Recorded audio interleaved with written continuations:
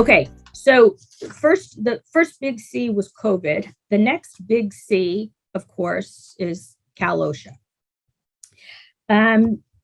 We talked about COVID exclusion pay already, but Cal-OSHA came out with these two new regulations, and it actually came about due to COVID. Very large employers, including big box retail stores, which I won't name, were ignoring the public health guidance regarding social distancing and wearing masks ever since COVID first started coming out back in 2020, and employees got sick and they died. And Cal-OSHA was looking at all this, and even though there were multiple violations at multiple work sites, Cal-OSHA was only citing the employers for a single violation. And the other thing is that the fines that Cal-OSHA was authorized to issue were too low, and they weren't enough of a deterrence to these large employers across the state.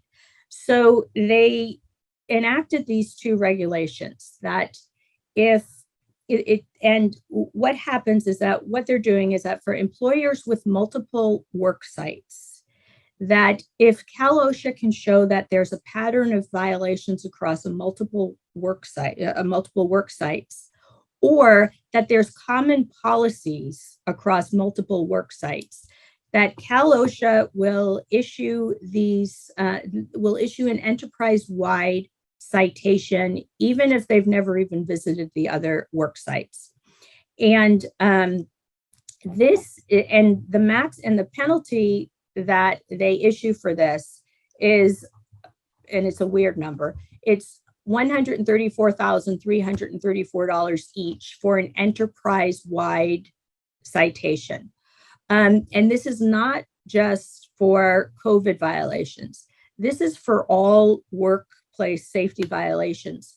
So if you're a contractor and you have 5 job sites going on at the same time, and Cal-OSHA comes out to your job site and believes that there's a pattern of violations, or if they look at your IIP plan, which covers all your work sites, and they see that it's deficient in some respects, or you're not providing safety equipment, they are going to issue you an enterprise-wide citation. So be on the lookout for that. The other thing regarding the egregious violations, Cal-OSHA has this new category of penalty called an egregious violation, and if they find that an employer has a history of prior violations, or that they just don't care, that they don't correct things, that they can issue a penalty of the same amount, $134,000, for each exposed employee. So if there's 10 employees that were exposed to these violations, that's over, that's almost over $1.5 million in penalties. The other thing about some of this egregious violations and the multiple worksite violations is that Cal-OSHA is very, very understaffed, and these two new penalties allow them to cast a bigger net to correct safety violations. They only have one inspector for every 103,000 employees in California. And they are really only able to investigate 20% of the workplace safety complaints that employees submit to Cal-OSHA.